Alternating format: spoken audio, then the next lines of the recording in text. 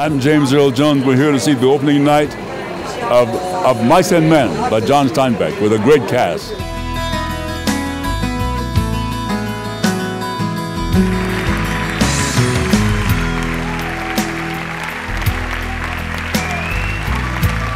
There's something that we all understand about loneliness. There's something we all understand about wanting something for ourselves, something of our own.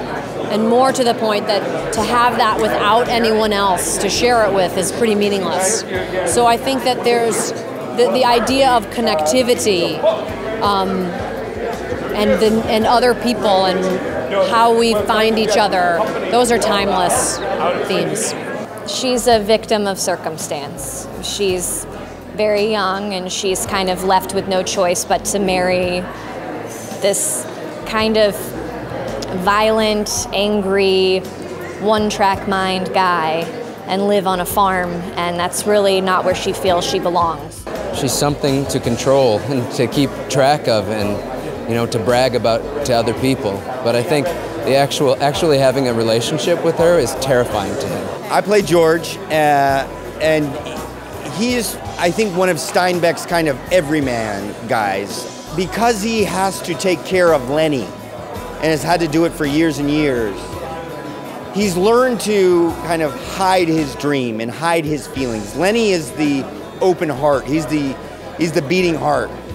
And George has as big of a heart, but he has to close it down because he has to be the adult for both of them. And what you see over the course of the play is, you know, George's heart revealed and then his heart crushed. Well, I think he's actually based on a guy that Steinbeck knew on a farm that he worked on. And he was a guy with a cognitive disability. Steinbeck never really talks about what's wrong with him, but he's a kid, you know, and he's like a kid. He feels like a person feels.